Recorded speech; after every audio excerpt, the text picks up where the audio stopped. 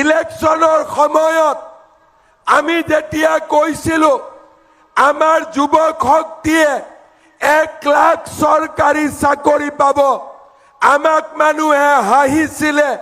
কিন্তু যোৱাকালি আমি 1,65,000 চৰকাৰী চাকৰি আমি সম্পূৰ্ণ কৰিলো।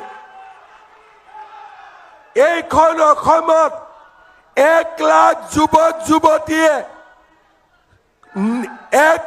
যুৱক যুৱতীয়ে কৰ্ম সংস্থাপনৰ বাবে 2 লাখ টকাকৈ পাব।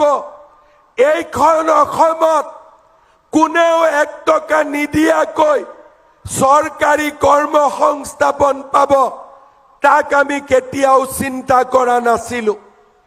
এইখন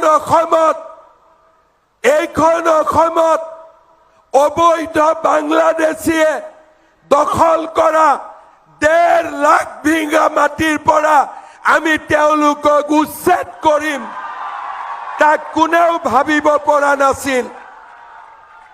এইখন অসমত যিখন অসমত ৰকিবুলৰ দৰে নেতৃত্বত ডেইলি গড় হত্যা হৈছিল, সেইখন অসমত 5 বছৰত এটাও গড় হত্যা নহব, তাক কোনেও কল্পনা কৰিব পৰা নাছিল।